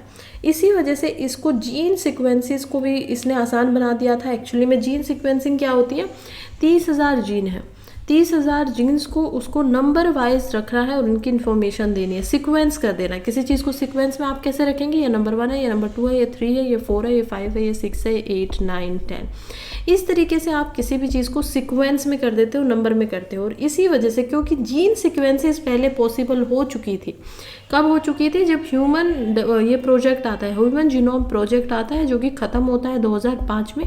शुरू हुआ था 1985 के अराउंड। तो हम देख पाते हैं कैसे 20 साल लग जाते हैं इस प्रोजेक्ट को यहाँ पर ख़त्म होने में। और इसमें हमें पहली बार पता चला 2005 के अंदर कि हमारे जो जीन, मैं आपको बार बार बता रही हूँ कि 30,000 जीन होते हैं। ये हमें पहले पता ही नहीं था कि 30,000 होते हैं या 1,00,000 होते हैं, कितने होते हैं। सेल का तो हम आज तक हमें पता ही नहीं है, बिलियन क्या ट्रिलियंस में सेल है हमारी बॉडी के अंदर। उनकी लाइफ को हम समझते हैं 120 दिन के अंदर एक जो रेड ब्लड सेल होता है वो नॉर्मली जन्म लेता है और उसके बाद मर जाता है। उसके बाद नए रेड ब्लड सेल बनते हैं जो 6 से 7 दिन के लिए यहाँ पर बोन मैरो में रहेंगे, फिर 8 से 10 दिन के बाद वो बाहर निकलेंगे, फिर ब्लड की तरह काम करेंगे और 120 दिन तक होते होते उनकी भी डेथ हो जाती है। तो हमें नहीं पता है, हमें टाइप ऑफ सेल का पता है। कुछ सेल होते हैं जो कि स्टीम सेल होते हैं, यानी कि उनको आप किसी भी तरीके का सेल बना दीजिए, आप चाहेंगे तो ब्रेन के सेल खत्म हो गए उनके पास भेज दो तो वो वैसे ही बन जाएंगे। कुछ होते हैं सोमैटिक यानी बॉडली जो होंगे, अब वो अलग अलग है। वो क्या रहेंगे, लीवर के सेल है तो लीवर के ही रहेंगे, ब्लड के हैं तो ब्लड के ही रहेंगे। तो ये इस तरीके से काम करती है चीज़ें। इसको जीन शेयर भी बोला जाता है। डिस्कवरी कब हुई क्रिस्पर Cas9 की? तो जो क्रिस्पर टेक्नोलॉजी है वो नेचुरल डिफेंस मैकेनिज्म है बैक्टीरिया एंड अर्काई के अंदर में। अब एक बैक्टीरिया है, वो क्या बैक्टीरिया है, ई कोली के नाम से बैक्टीरिया है, जिसके अंदर क्योंकि वायरस इनको बैक्टीरिया को हो जाता है। देखिए वायरस और जो बैक्टीरिया बहुत छोटे लिविंग ऑर्गेनिज्म हम इनको जानते हैं। बैक्टीरिया आपको ज़्यादा नुकसान नहीं पहुंचा पाएगा क्योंकि ये ना तो इतनी स्पीड से रेप्लिकेट करता है और ना ही इतना ज़्यादा आपके टोटली डीएनए के ऊपर ये क्या करता है, कब्जा करता है। तो ये नहीं करता है तो आपको ज़्यादा नुकसान भी नहीं होता है। लेकिन वायरस कुछ अलग चीज़ है और बैक्टीरिया क्या होता है, केवल और केवल लिविंग थिंग्स में ही ये रह सकता है, अदरवाइज ये ख़त्म हो जाएगा। तो एयरबोर्न ये हो सकता है अगर लिविंग चीज़ के ऊपर है तो। अगर नॉन लिविंग पे ये चला गया, मान लीजिए किसी दरवाजे पे ये चला गया, तो वहाँ पर ये खुद ही जिंदा नहीं रह पाएगा, इसकी डेथ हो जाएगी कुछ समय बाद। वायरस थोड़ा अलग होता है। वायरस में क्या होता है कि वायरस के अंदर आप देख पाएंगे कि वायरस एक्चुअली में एक ब्रिज है लिविंग एंड नॉन लिविंग का। यानी कि ये नॉन लिविंग में जब रहेगा तो ये स्टेगनेंट इसके अंदर चला जाता है, यानी कि अब ये मरेगा ही नहीं, बस ठीक है डेड की तरह घूम रहा है, कोई इसको प्रॉब्लम नहीं है, बेहोश आप इसको बोल सकते हो। जैसे ही ये किसी लिविंग चीज़ के कांटेक्ट में आएगा, जैसे ही ये आपकी बॉडी के अंदर चला गया, उसी समय पे इसका पहला काम होता है आपके डीएनए के ऊपर कब्जा करने का। ये भागा भागा जाएगा आपके न्यूक्लियस के अंदर, सेल के अंदर घुसेगा और जो डीएनए अब मैसेज करता था उसको ये बंद कर देगा और अपने आप सारे मैसेजेस भेजेगा बॉडी को कि मुझे बनाओ, मेरे जैसा प्रोडक्शन करो। अब राइबोसोम का क्या मतलब है कि उसको जो मैसेज मिलेगा उसको वही काम करना है। तो ये होता है पूरा का पूरा वायरस का कब्जा करने का। अब क्योंकि ये वायरस बैक्टीरिया को भी मार सकता है तो इसी वजह से उनकी बॉडी में बहुत लंबे समय से इवोल्यूशन के प्रोसेस से उनको नेचुरल डिफेंस बन गया। इस नेचुरल डिफेंस को ही जाना जाता है क्रिस्पर के नाम से। बैक्टीरिया क्या होता है, एंशिएंट इम्यून सिस्टम है उनका, बहुत लंबे समय से हो रहा है और उन्हीं से हमने इन्हीं ऑर्गेनिज्म से एक्चुअली में क्रिस्पर डिराइव्ड आरएनए को निकाला, कैस प्रोटीन्स को निकाला, क्योंकि फॉइल अटैक जो होते हैं वायरस और अदर फॉरेन बॉडीज़ के, और उसी से रिसर्च करके हमने खुद में यहाँ पर क्रिस्पर बनाया, क्रिस्पर केस टेक्नोलॉजी बनाई।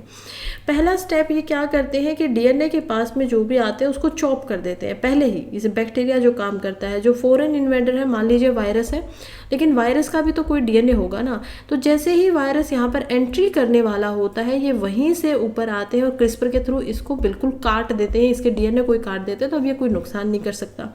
और यही है इम्यून सिस्टम, और इन्हीं से सीख के, इन बैक्टीरिया से सीख के ही हमने सोचा कि क्यों ना हम भी इसको अपने जीवन में भी लेके आएँ और अपने डीएनए के थ्रू भी इसका इस्तेमाल किया जा सके।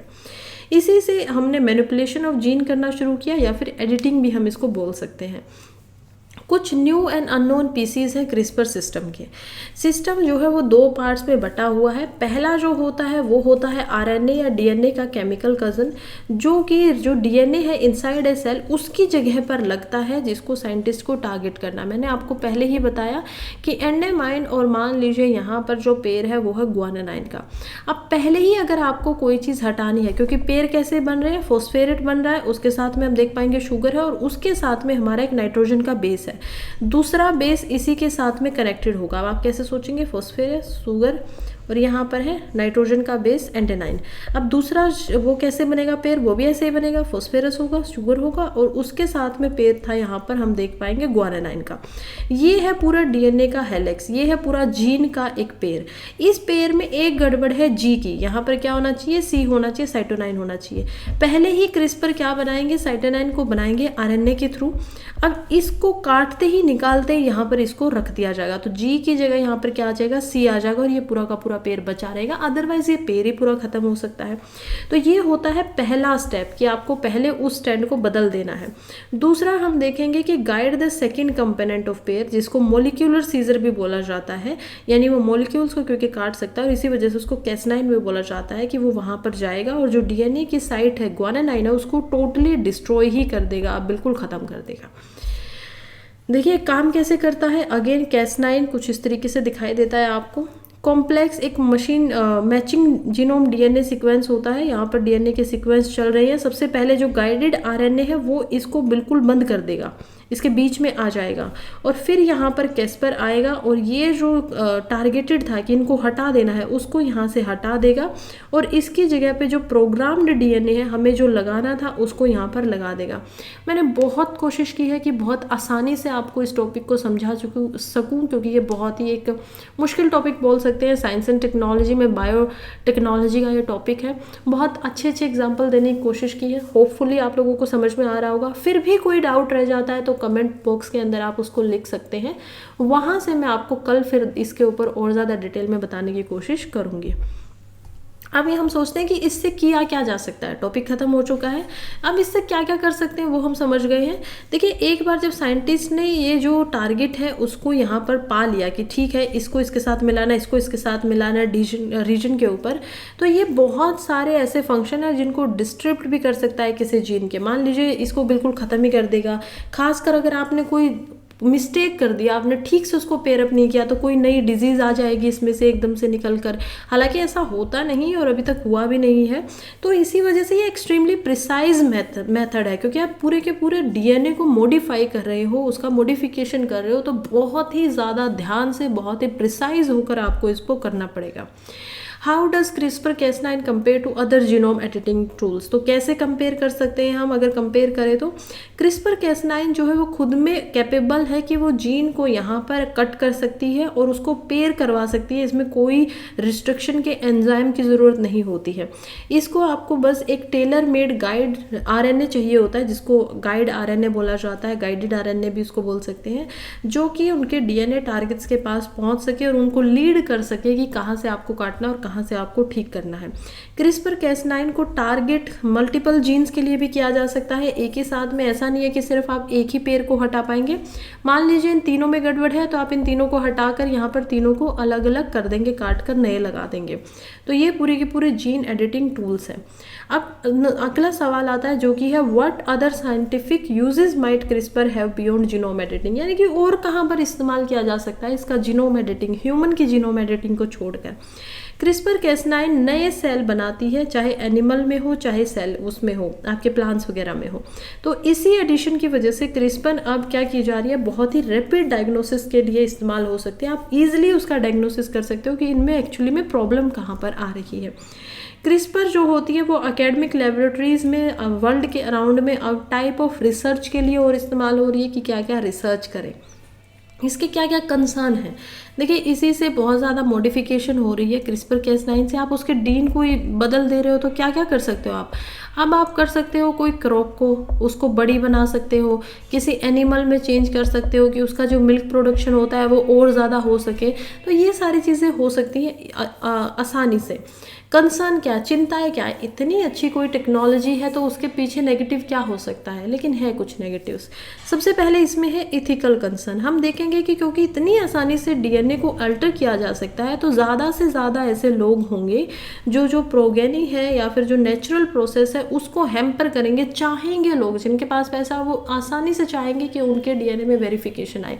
अब आप खुद ही सोचिए ना, लोग सर्जरीज तक करवाते हैं अपने आप को चेंज करने के लिए, चाहे वो प्लास्टिक सर्जरी हो, चाहे वो उनकी किसी ब्यूटी को चेंज करने के लिए, एनहेंस करने के लिए चीज़ें बनाई गई हो, जब उनको पता लगेगा कि ऐसी टेक्नोलॉजी है और वो आपको अंदरूनी तौर से ही ठीक कर सकती है, आपको कहीं पे बाहर बताने की ज़रूरत भी नहीं आएगी, तो क्या लोग उसके लिए नहीं जाएंगे? तो ये एक एथिकल कंसर्न इसमें आ जाता है कि डीएनए को इतना ज़्यादा चेंज करना, मॉडिफाई करना, इसके लॉन्ग टर्म में क्या रिजल्ट निकल कर आएंगे, वो सब यहाँ पर क्वेश्चन मार्क रहते हैं। नवंबर 2018 के अंदर एक चाइनीज़ रिसर्चर थे जिन्होंने ये क्लेम किया था कि उन्होंने जो 2 बच्चे थे, ट्विन बच्चे थे एम्ब्रॉय के अंदर, भ्रूण के अंदर ही, चाइना के अंदर, और उनका नाम था, एक का नाम था लुलू, दूसरी का नाम था नाना। अब आप सोचेंगे इनके नाम क्यों याद रखना है? नाम यहाँ पर याद रखने ज़रूरी हैं, जैसे कि शिप हम देख पाते हैं, जो पहली ऐसी शिप है जो क्लोन हो पाई थी, तो ये सब ऐसी चीज़ें हैं जिनके नाम याद रहने चाहिए, सो दैट आपके मेंस के आंसर के अंदर आप दिखा सके कि हमने कितने डिटेल में इनको पढ़ा है।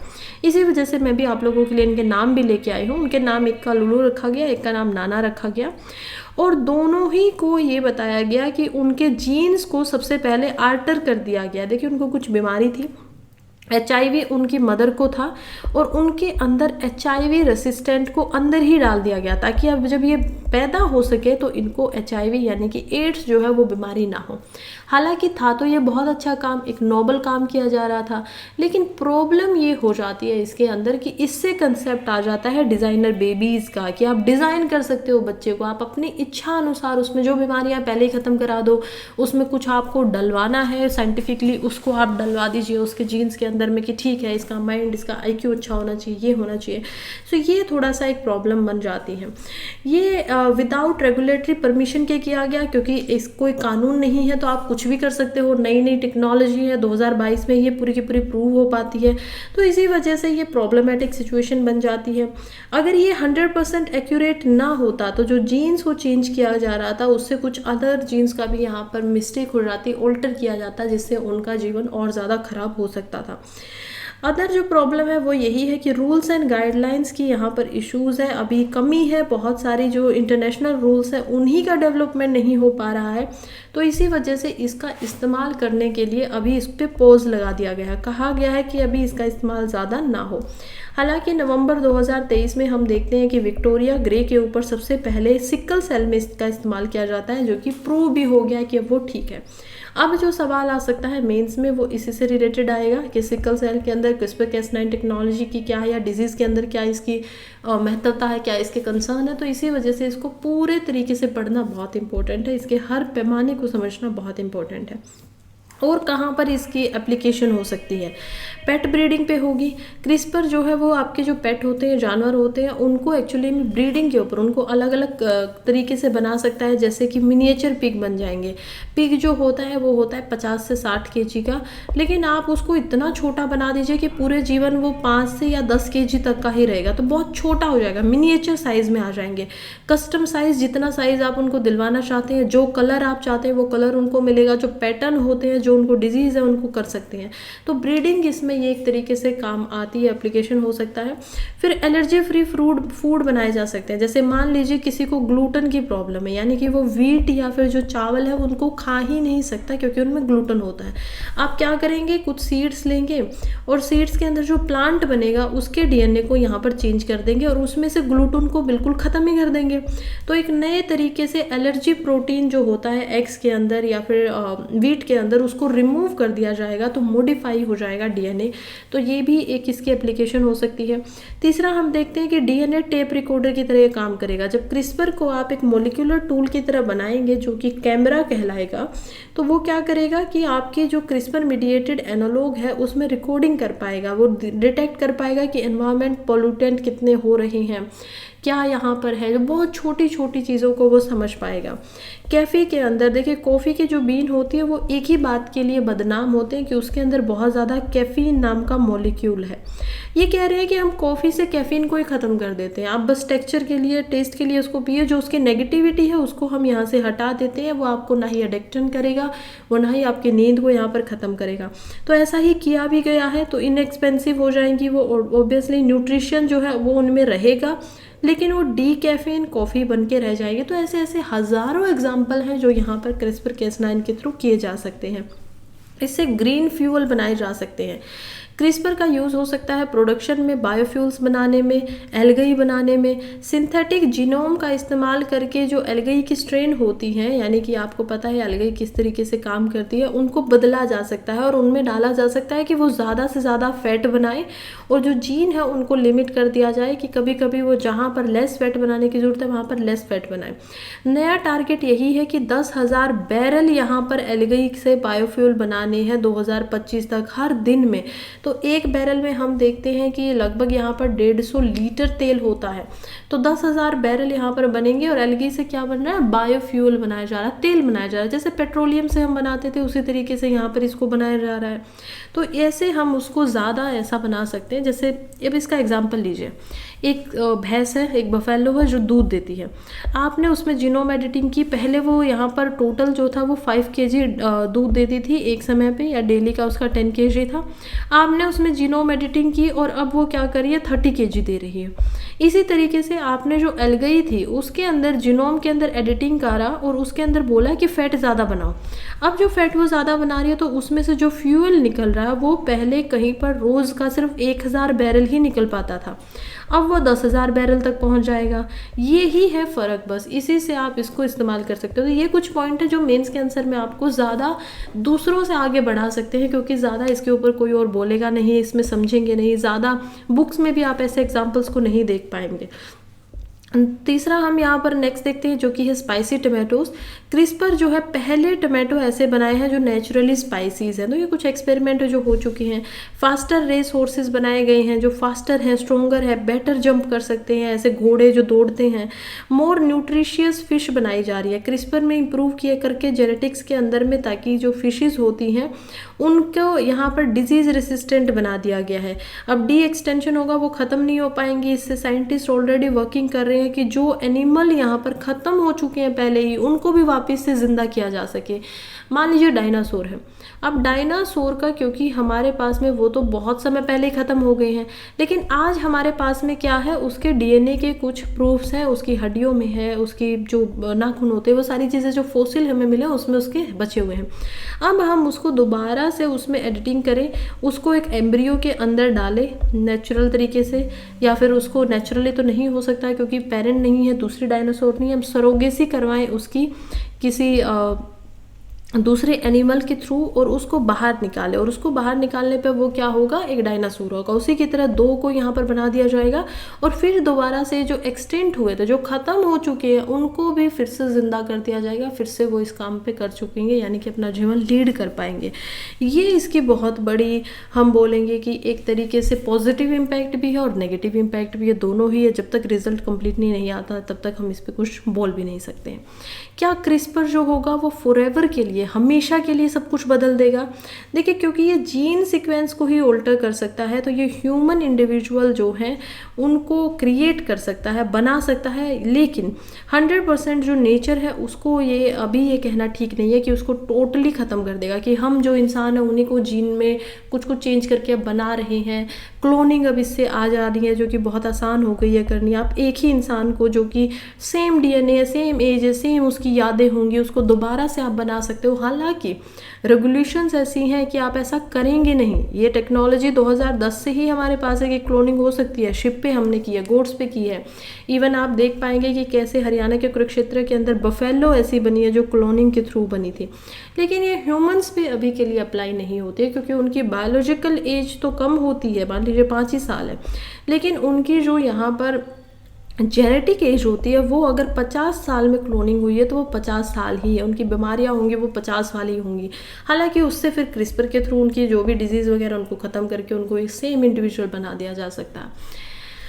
खैर, अभी हम देखते हैं कि क्रिस्पर-Cas9 जो एडिटिंग है उससे सिकल सेल की डिजीज़ को कैसे ख़त्म किया जा सकता है। तो 2 तरीके से किया जा सकता है। पहला हम देखेंगे कि कैसे एक जो बी ग्लोबिन जीन है या फिर एस जो होमोग्लोबिन जीन है उसको क्या करेंगे, यहाँ पर इसमें से इनकरेक्ट बेस जो है ये इनकरेक्ट है, इसको हटा दिया जाएगा और इसको करेक्ट कर दिया जाएगा। यहाँ से क्या किया है, टी को हटाकर ए को जोड़ दिया गया है। तो ये नॉर्मल ब्लड सेल, फिर इससे क्योंकि इन्फॉर्मेशन इसी में थी कि ब्लड सेल कैसे बनने हैं, तो उससे नॉर्मल ब्लड सेल बनना शुरू हो जाएंगे। दूसरा ये होता है कि इसमें आप क्या करेंगे कि जो फेटल हेमोग्लोबिन है उसको ब्रेक करके उसकी जगह पे एक रिपर्सर लगा देंगे BC11 जैसा। तो यहाँ पर एक जीन था, उसको निकाला गया, उसको हटाया गया, उसको बिल्कुल फीटल कर दिया, मार दिया, ख़त्म कर दिया। और उसके बाद में जो डीएनए डैमेज हुआ था उसको यहाँ पर रोकने की बजाय में जो नया यहाँ पर बना हुआ था एरर वाला उसको यहाँ पर डाल दिया। तो इससे अब क्या होगा, जो ब्लॉक हो गई हैं तो रेड ब्लड सेल जो होंगे वो उस तरीके के नहीं बनेंगे। खैर पूरा टॉपिक हमने बहुत डिटेल में देखा। अब हम चलते हैं नेक्स्ट आर्टिकल की तरफ, जो कि है 4 degree above normal at 37 degree Delhi records warmest day of year. देखिए दिल्ली के अंदर क्योंकि अब टेम्परेचर बहुत बढ़ रहा है, हमने कल भी देखा कि कैसे फरवरी और जो जनवरी है वो अब तक का सबसे ज़्यादा गर्म महीने माने जा रहे हैं अब तक के, क्योंकि 2023 एक ऐसा साल बना जो हम देखते हैं कि पिछले 150 सालों में सबसे ज़्यादा गर्म था। अब हमारे पास जो डाटा है उसके अकॉर्डिंग ये 2 महीने जो है वो भी काफ़ी गर्म है। 4 डिग्री अबव नॉर्मल से था, 37 डिग्री पर ये टेम्परेचर रहा। और जितना अब इसमें होना चाहिए था, होना कितना चाहिए था, 33 डिग्री तक ही होना चाहिए था, लेकिन ये 37 पर पहुंच गया। 4 डिग्री अबव नॉर्मल से ज़्यादा ये हो गया। थर्सडे से सैटरडे तक जो क्लाउड होंगे स्काई के अंदर थोड़े थोड़े हो सकते हैं, थोड़ी बहुत यहाँ पर रेन भी हो सकती है। संडे से ट्यूसडे तक अगेन फिर से पार्शली यहाँ पर क्लाउड स्काई आपको दिखाई देगा। जो मिनिमम टेम्परेचर है वो यूजुअली कितना होना चाहिए था यहाँ पर मिनिमम 17 डिग्री, लेकिन वो हो चुका है 19 से 20 डिग्री तक का। तो वही है कि मिनिमम भी ज़्यादा है और मैक्सिमम भी ज़्यादा है, जिसकी वजह से हम बता सकते हैं कि गर्मी बहुत ज़्यादा हो रही है, यानी कि ग्लोबल वार्मिंग का यहाँ पर संकेत है। नेक्स्ट आर्टिकल जो कि है एक्सपेरिमेंट विद वाटर, लिखा गया है सचिन तिवाले के द्वारा, और कहते हैं कि कैसे वाटर की जो सप्लाई और क्वांटिटी है उसके बारे में दोबारा से विचार करने की ज़रूरत है, और कैसे एक ऐसा सिस्टम लाना चाहिए जो कि सेंट्रलाइज्ड डिलीवरी सिस्टम हो। बात करते हैं, एग्जाम्पल देते हैं बेंगलुरु के वर्स्ट वाटर क्राइसिस की। हमने देखा बेंगलुरु में बहुत ज़्यादा वाटर क्राइसिस हो रहा है। उसके कारण थे वीक मानसून वहाँ पर कम हुई, बारिश कम हुई, तो इसी वजह से इतनी ज़्यादा हमें प्रॉब्लम्स दिखाई दी। दूसरा, क्योंकि वहाँ पर ग्राउंड वाटर से रिलेटेड अच्छे से बनाया नहीं गया था कुछ पहले से ही सोचकर, तो इस वजह से पानी इकट्ठा नहीं हुआ था। तीसरा, हम देखते हैं कि अर्बन ग्रोथ बहुत ज़्यादा है, तो उस अर्बन ग्रोथ को ठीक तरीके से प्लान करके नहीं बनाया है। शहरी ग्रोथ जो हो रही है, शहर में जो लोग आके बस रहे हैं, तो भी एक समस्या की तरह सामने आ रहा है। और ये जो स्टोरेज है पानी से रिलेटेड, वो सिर्फ अब बेंगलुरु तक ही नहीं रह गई है, बल्कि चेन्नई यहाँ पर ऐसा ही कुछ फेस कर रहा है। जो अर्बन प्लानिंग है उसको ध्यान में ना रखते हुए ये सारी जो समस्याएं हैं वो सामने आ रही हैं। ये बहुत वरिंग है कि एक लार्ज सेक्शन ऑफ जो इंडिया है वो अर्बन पॉपुलेशन है, लेकिन उनको सेफ ड्रिंकिंग पानी मिलता ही नहीं है, पीने का पानी उनको अच्छा नहीं मिल पाता है। तो बहुत ही बुरी ये बात है। हम देखते हैं कि लास्ट मंथ ही जो पेयजल सर्वेक्षण है उसने रिवील किया कि केवल 10% ही ऐसी इंडिया की सिटीज़ है जिनमें आपको जो साफ़ पानी होता है, ड्रिंकिंग वाटर के स्टैंडर्ड जो चाहिए वो मिल पाते हैं। तो कितना लो ये नंबर है, आप सोच कर देखिए कि ड्रिंकिंग वाटर के स्टैंडर्ड है कि आपको यही पानी पीना चाहिए, इसके अलावा जो दूसरे पानी है उनको मत पीजिए, और वो स्टैंडर्ड केवल और केवल भारत की 10% ही ऐसी जनसंख्या है जो शहर हैं उनको वो प्राप्त कर पाते हैं।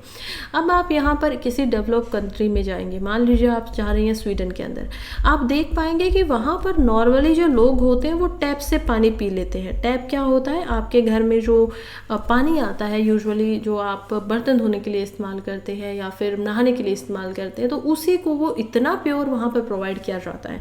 लेकिन हम लोग यहाँ से टैप से पानी पीने की सोच ही नहीं सकते। हम पहले क्या करेंगे, रिवर्स ऑस्मोसिस कराएंगे, यानी कि आरओ होगा, और उसके बाद उससे जो वाटर निकल के आएगा वो पिया जाएगा। अब इसमें भी प्रॉब्लम है, आरओ बहुत सारे लोगों के पास होता है, रिवर्स ऑस्मोसिस, लेकिन इसमें क्या होता है, WHO की माने तो आरओ के अंदर जब आप वाटर को प्योरीफाई करते हैं तो उसमें से जो मिनरल्स होते हैं जो कि काफ़ी इंपॉर्टेंट हैं वो भी ख़त्म हो जाते हैं। तो आपकी बॉडी को अगेन लैक ऑफ मिनरल्स होती है, न्यूट्रिशंस की यहाँ पर फिर से कमी होगी, मिनरल्स की कमी होगी।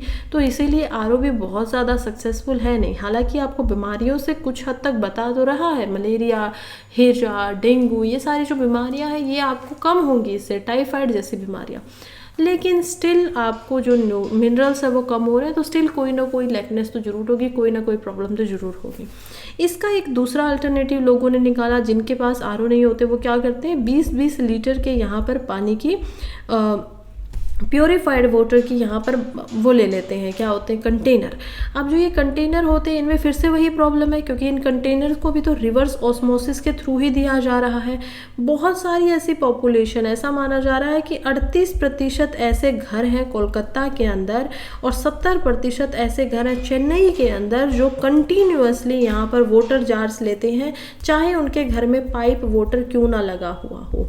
क्योंकि सरकार ने पाइप से पानी को अलग अलग जगहों पर यहाँ पर ऑलमोस्ट सबके घरों तक पहुँचाई दिया है और सबको 20 लीटर यहाँ पर पानी एक इंडिविजुअल के लिए दिया जाता है एक दिन के लिए।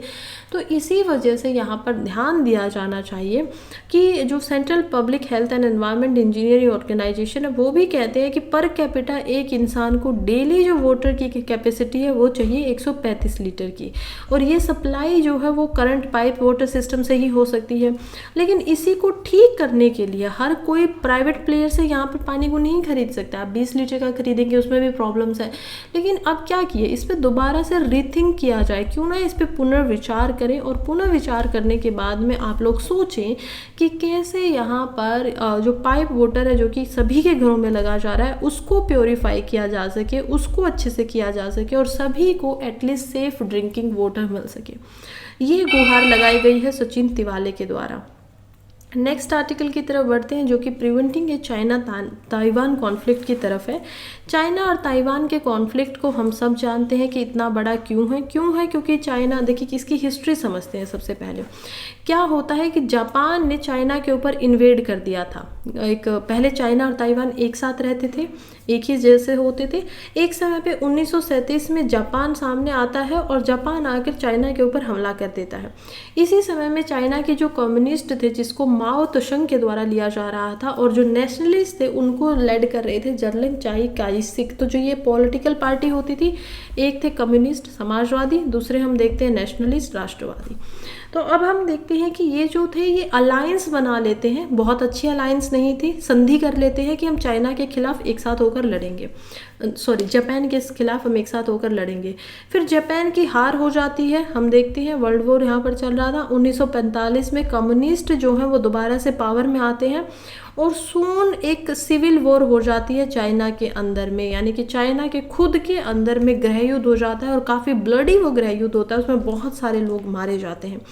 कम्युनिस्ट जो है वो विक्टर हो जाते हैं और वो वहाँ से जो चाइना का शिफ्ट है ट्रूप्स का और गोल्ड रिजर्व्स का वो आइलैंड ताइवान पे भेज देते हैं, जो कि एक आइलैंड है यानी पानी से घिरा हुआ है और चाइना से लगभग 100 माइल की दूरी पर है। 2 महीने के बाद में ही क्या होता है, इनॉग्रेशन होता है पीपल रिपब्लिक ऑफ चाइना का, पीआरसी के नाम से आज भी इसको जाना जाता है बीजिंग में। 1 अक्टूबर 1949 में ये आती है और नेशनलिस्ट जो होते हैं वो चले जाते हैं ताइवान के अंदर, क्योंकि उनको निकाल दिया जाता है वहाँ से। वो कहते हैं कि तुम चाइना में तुम्हारी कोई ज़रूरत नहीं है। उसी के टाइम से हम देखते हैं कि अभी जो नेशनलिस्ट है वो ताइवान को अपना एज अ अलग से कंट्री बताते हैं और जो यहाँ पर जो गवर्नमेंट है चाइना की वो कहती है कि नहीं, चाइना तो फुलफूरन पूरा का पूरा एक ही है, उसमें ताइवान कोई अलग नहीं हो सकता है। 1954-55 में हम देखते हैं कि चाइना और जो ताइवान की टेंशन है वो बढ़ने लग जाती हैं। 1958 के अंदर पीपल रिपब्लिक ऑफ चाइना जो है वो बम गिराती हैं जिनमेन, माइजू और दचन आइलैंड के अंदर, जो कि ताइवान के कंट्रोल में है। लेकिन इसकी वजह से यूएस उसके बीच में आ जाता है, क्योंकि अमेरिका की और चाइना की कभी से नहीं बनती थी।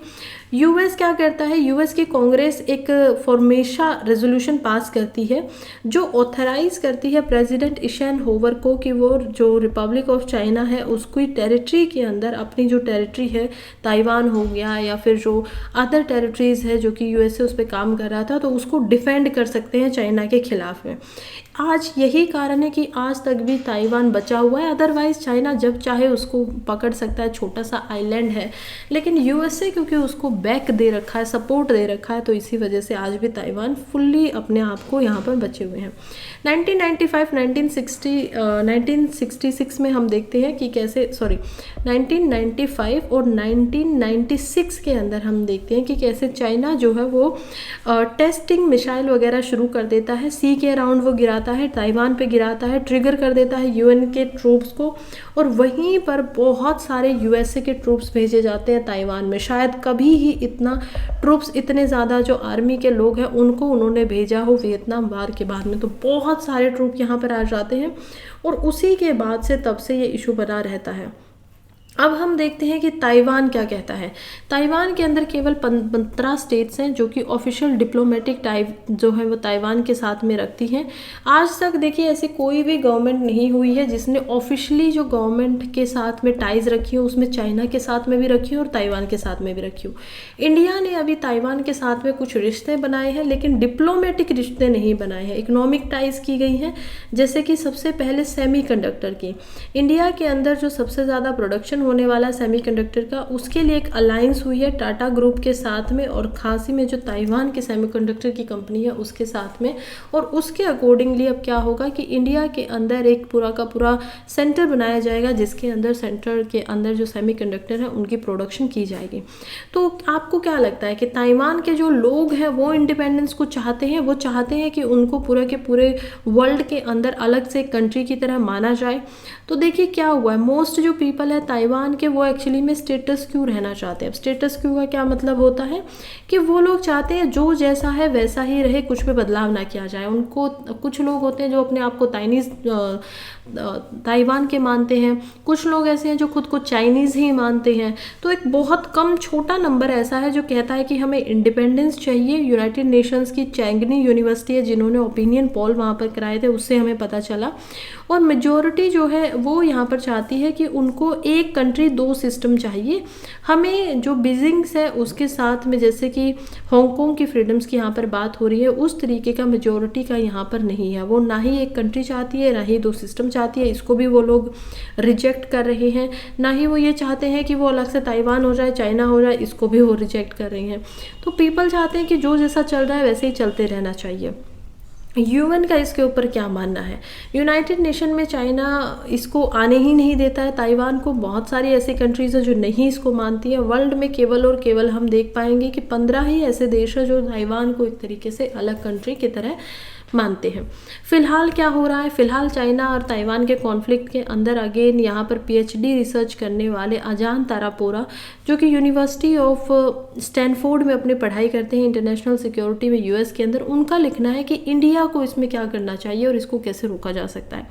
देखिए चाइना क्लेम करता है ताइवान के ऊपर खुद का, यूएस क्लियरली सिग्नल कर रहा है कि अगर उसने ताइवान पे कोई दिक्कत करी तो यूएस उसके साथ में लड़ाई में आ जाएगा। तो प्रॉपरली यही है।